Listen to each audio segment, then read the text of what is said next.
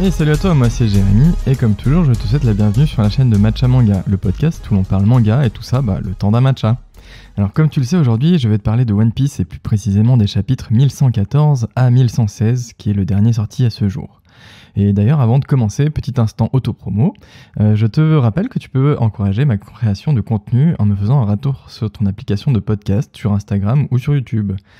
Tu trouveras d'ailleurs tous les liens dans la description, même si dans l'idée, t'as qu'à taper Matcha Manga et normalement tu devrais tomber rapidement sur mon contenu.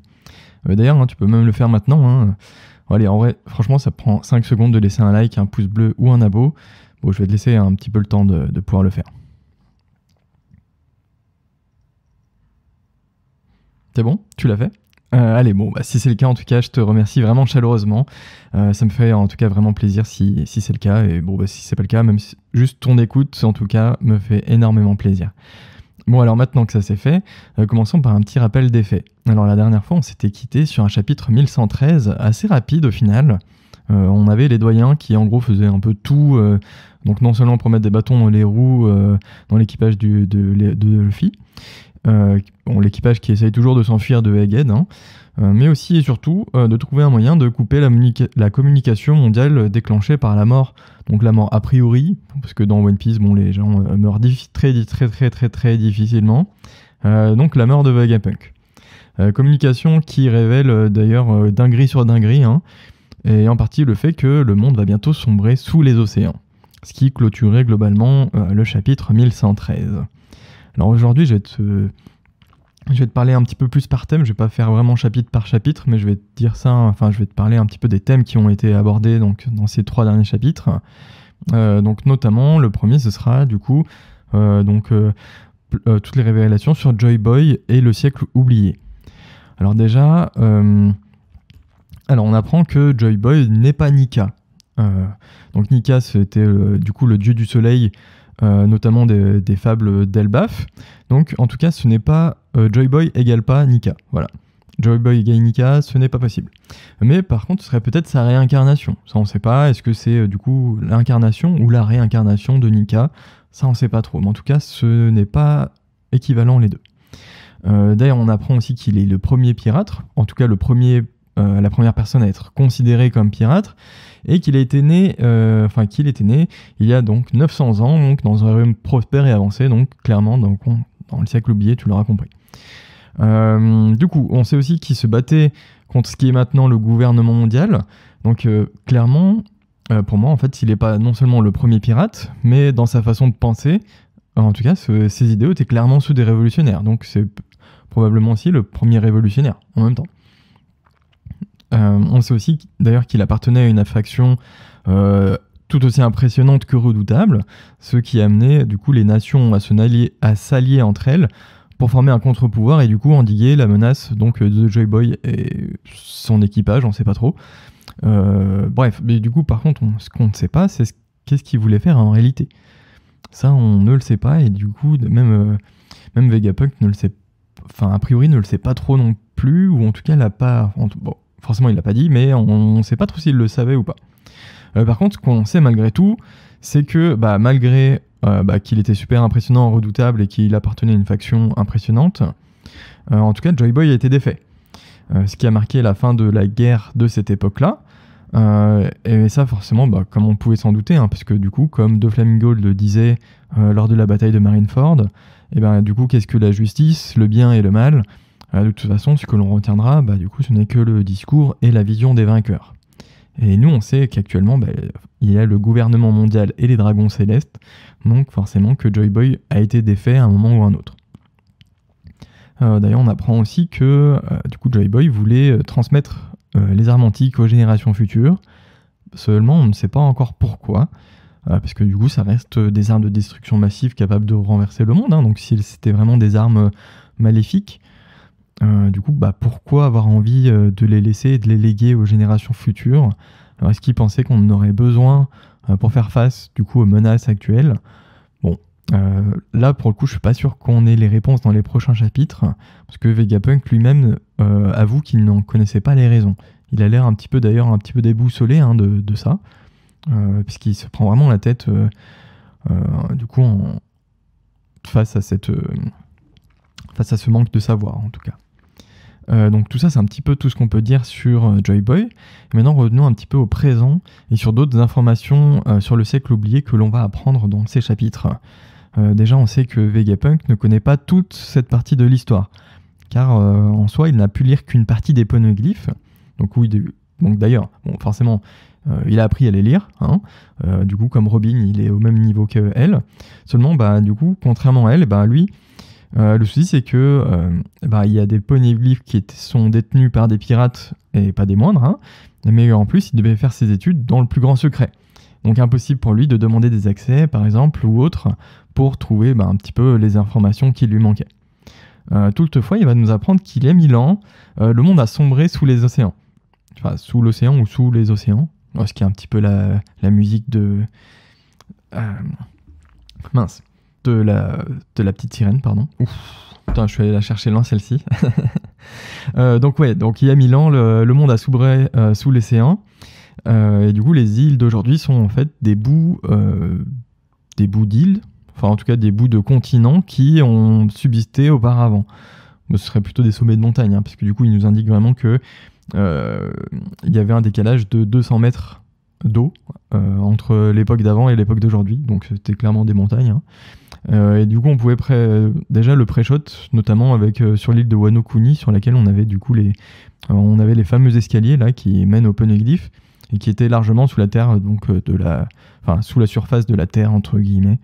Donc on avait déjà appris que Wano Kuni en fait le Wano Kuni d'aujourd'hui en fait reposait sur une espèce de montagne du Wano Kuni il y a 1000 ans, quoi. Et d'ailleurs, on sait aussi que la cause de cette catastrophe, c'est l'utilisation d'une arme antique à l'époque. Et du coup, ce serait la même qui a été utilisée par Imu pour détruire Rorussia. Et donc que la guerre entre Joy Boy et le gouvernement de l'époque perdure encore aujourd'hui, forcément. Donc la guerre continue.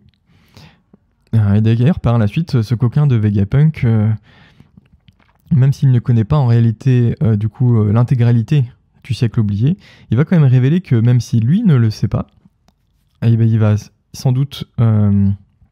Alors, sur la traduction que j'ai lue, en fait, à un moment, il va l'affirmer, mais ensuite, il va être pas sûr, mais en tout cas, il va dire que, des personnes connaissent encore ce secret du siècle oublié, ce sont les anciens camarades de Roger. Et notamment Crocus, du phare, je sais plus comment il s'appelait, ce phare. Le phare des jumeaux, un truc comme ça. Et Rayleigh, du coup, qui est le bras droit du roi des pirates, qui était son bras droit, qu'on va retrouver d'ailleurs dans son bar sur Sabaody, qui va se mettre une énorme caisse, un petit peu comme pour se commémorer le passé, tout en écoutant les dires du Vegapunk. Et il va intimer encore une fois de plus que du coup ce n'était pas à sa génération d'agir, mais à celle actuelle de changer le cours des choses. Et du coup ça fait un peu référence à des choses qu'il avait déjà dites dans le passé. D'ailleurs, bizarrement aussi, on a encore deux figures qui apparaissent dans ces chapitres, à savoir l'amiral en chef de la marine Akainu, qui a l'air de savoir aussi pas mal de choses, tout comme l'amiral en chef Sengoku, l'ancien amiral en chef Sengoku, que l'on voit apparaître dans le chapitre, et qui est en train de s'empiffrer de gâteaux de riz. D'ailleurs, un petit peu comme pour se faire, donc peut-être pour se faire oublier, ou alors c'est un petit peu le genre de choses que tu fais quand t'es plein de culpabilité, tu vas essayer de compenser en fait les choses qui sont dites par la bouffe. Et c'est un petit peu ce qu'il est en train de faire quand même, parce que du coup il y a il y a la vieille mamie de la marine aussi qui est sa pote, je me rappelle plus du tout son nom, celle qui a un pouvoir de laver les gens, ce qui est assez drôle, qui est à côté, qui lui dit arrête, tu vas bientôt t'étouffer avec tout ce que tu es en train de manger. Donc c'est un petit peu bizarre, mais je pense que les deux là ils en savent aussi beaucoup plus que ce que l'on pourrait croire. On va passer une autre partie, un peu plus courte cette fois-ci, sur le Mother Flame. Alors du coup, le Mother Flame, ce qu'on sait que c'est une flamme, donc ce n'est pas le nom de l'arme antique qui a été utilisée par Imu, mais du coup le nom de la source d'énergie créée par Vegapunk. Enfin du coup je dis créée, mais est-ce que c'était vraiment créé? Mais du coup c'est aussi possible que par exemple Vegapunk ait eu plus ou moins dégoté, ou trouvé cette flamme en tout cas, et qu'il a ensuite créé du coup la structure et le complexe capable d'en tirer de l'énergie de façon illimitée. Bref, en tout cas, tu as le Mother Flame qui est là, on sait ce que c'est maintenant, concrètement ce que c'est. Et d'ailleurs, oui, on a pu apercevoir donc, sur le complexe qui utilise cette flamme, un symbole indiquant A et Mu. Alors j'ai lu que les inscriptions, du coup Mu en japonais, du coup les kanji étaient les mêmes utilisés pour désigner du coup Imu, Imu-sama, tu l'appelles comme t'as envie. Donc ce serait une référence peut-être, enfin à ce personnage en tout cas qui est encore ultra mystérieux. Et par contre pour le A j'en ai aucune idée. Hein. Alors au début je m'étais dit tiens ça pourrait dire Ace mais ça n'a aucun rapport. Mais peut-être que ce n'est rien du tout. Hein. Après tout, toutes les significations ou tout n'a pas forcément à avoir de signification. C'est peut-être juste un écriteau. Peut-être que ça pourrait vouloir juste dire atome ou j'en sais rien. Bon bref, on verra bien par la suite. Peut-être que ça aura une incidence ou pas. Ça aurait été un petit truc qui nous indique la suite. Je ne sais pas. Bref, on verra.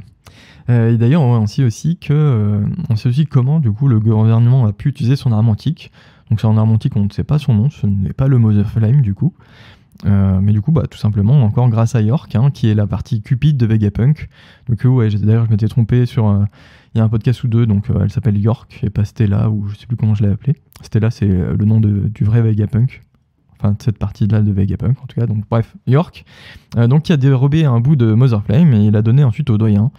Alors du coup c'est en contrepartie du fait déjà d'être sauvé mais aussi de devenir une dragon céleste, il me semble que c'était son désir dans le deal.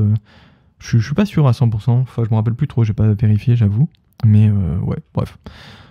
Du coup elle leur a donné aussi non seulement des informations mais en plus une partie du Mother Flame qu'elle a dérobé qui a du coup servi à l'utilisation de l'arme antique sur Rohusha qu'il a juste fait disparaître l'île entière. Voilà. Et enfin, autre fait rapide, un petit peu que j'ai pu noter, du coup on a aussi Water 7 que l'on retrouve, qui atteint du nouvel Agua de Laguna, donc on retrouve encore une fois les charpentiers et du coup cette île. Du coup est-ce qu'ils auront vraiment un rôle à jouer dans cette histoire de montée des eaux comme je le théorisais la fois dernière? Bon, en tout cas toujours est-il qu'on les revoit une fois de plus. On a aussi tout un passage, en vrai je crois on a 3 ou 4 cases, notamment sur Impel Down, où on va retrouver donc Doflamingo et Magellan qui sont en train de discuter tranquillou. Donc Doflamingo il est toujours dans sa cellule, accroché de ouf. Et Magellan on veut qu'il discute assis sur une petite chaise à côté de lui. Et Doflamingo qui va conseiller aussi de fuir vers un endroit plus haut en cas de hausse du niveau de l'eau. Donc forcément ce serait aller rejoindre les dragons célestes. D'ailleurs, est-ce que c'est aussi une des raisons pour laquelle York voudrait aussi devenir dragon céleste? En vrai, ce serait assez marrant. Bon, je pense pas, mais ce serait assez marrant en tout cas qu'il s'agisse d'un complot encore plus XXL que l'on pensait, et que ce serait du coup toute une manigance faite par du coup le Vegapunk originel, et que ce serait une tentative d'infiltration au plus haut niveau du gouvernement mondial. Bon, en vrai, je pense pas. C'est juste une personne entièrement cupide, du coup à l'image de son personnage qui a été créé. Mais bon, peut-être qu'on en saura un peu plus par la suite. Et d'ailleurs, oui, autre fait marquant aussi de ces chapitres, c'est forcément du coup la masterclass du Super Papy, dont j'ai oublié le nom. Encore une fois, les doyens, moi je les ai un peu zappés les noms. En tout bon, c'est le Papy Sabreur en tout cas, qui a juste découpé la partie supérieure d'Egghead qui s'appelle Punk Record, et tout ça de façon latérale. Il a pas fait semblant, il n'est pas allé de main morte. Bon, un sacré coup de sabre en vrai, du coup la double page est hyper impressionnante, et je suis assez curieux de connaître son vrai niveau. Et d'ailleurs, en tout cas en sabre, est-ce qu'il serait par exemple plus fort que Mihawk en la matière? Bon, en vrai j'en doute un petit peu, puisque Mihawk reste toujours considéré comme le sabreur le plus puissant au monde, ou sinon on aurait juste su que en fait ce serait un doyen par exemple. Bon, j'en doute un petit peu, voilà, comme je te le disais, mais ça voudrait dire peut-être que du coup Mihawk est encore plus fort que ça. Bon, peut-être, je sais pas. Après, c'est vrai que j'ai déjà eu des débats avec des amis, notamment sur le fait que du coup Mihawk serait moins fort que Shanks par exemple, ou que Mihawk serait un petit peu surcoté, je sais. Enfin, c'était des débats sur lesquels j'étais pas forcément très d'accord. Mais bon, bref, en tout cas, vraiment hâte de le voir en action un de ces jours de façon vraiment sérieuse, parce que du coup, à la bataille de Marineford, il était vraiment en mode tranquillou, ça se voyait à 300%. Et bref. Et enfin, on apprend aussi que l'émetteur que tout le monde recherche, enfin en tout cas que les doyens recherchent, et du coup qui permet à Vegapunk de diffuser son discours au monde, il se trouverait dans le robot géant de fer. Celui qui s'est mis en marche il y a quelques chapitres de ça et qui bouge on ne sait où. Bon, certainement à la rencontre de Joy Boy, puisque du coup c'est en sentant du coup l'aura de Luffy qui s'est remis à bouger, en tout cas. Donc, peut-être qu'il va à sa recherche ou à sa rencontre, en tout cas. Bon, voilà qui clôt un petit peu ce qu'on a pu apprendre via ces chapitres. Toujours très dense en révélation, mine de rien, et qui, pas tant non plus, parce que du coup, ça reste quand même des éléments... Enfin, on a plutôt quelques éléments, mais par contre, qui vont permettre d'avancer à grands pas à chaque fois, et qui vont relier du coup de multiples intrigues en même temps. Reste à savoir maintenant, par exemple, quel était du coup l'objectif de Joy Boy au début, pourquoi il est devenu pirate, quel était son but, notamment de vouloir léguer les armes antiques aux générations futures. Peut-être qu'il savait des choses que tout le monde ne savait pas à l'époque, peut-être qu'il voyait aussi dans l'avenir, ou que grâce à leur technologie, ils ont pu anticiper certaines choses. Savait-il peut-être aussi que les gens, du coup, aujourd'hui, en auraient besoin pour délivrer, du coup, le monde du joug du gouvernement mondial? Je ne sais pas. En tout cas, c'est beaucoup de choses qui restent encore à savoir. En tout cas, bon, ça fait quand même pas mal de chapitres qu'on est pleinement dans les révélations. Et je pense qu'on devrait encore continuer un petit peu, peut-être sur 2-3 chapitres. Et le tout, forcément, après, sur une fuite en arrière, du coup, de l'équipage de Luffy, qui n'en finit pas de rencontrer mille et une difficultés pour sortir de cette île. D'ailleurs, oui, sans rapport, mais on ne revoit pas vraiment ce cher Kizaru, qui doit être complètement au repos, vu que vu que tous les doyens sont en place. Il n'y a peut-être pas forcément besoin de sa puissance à lui. Bref, en tout cas, j'ai clairement hâte de lire les prochains chapitres et de vous les partager via ces reviews. Et d'ailleurs, parlons de review, incroyable petite passe D. Si cette review t'a plu, je te rappelle que tu peux me montrer en me faisant un retour. Tu sais déjà comment faire, donc je compte vraiment sur toi, tout simplement. Et merci pour ton écoute en tout cas. Et je n'ai plus qu'à te souhaiter une bonne fin de journée, une bonne fin de soirée. Et puis à la prochaine. Salut.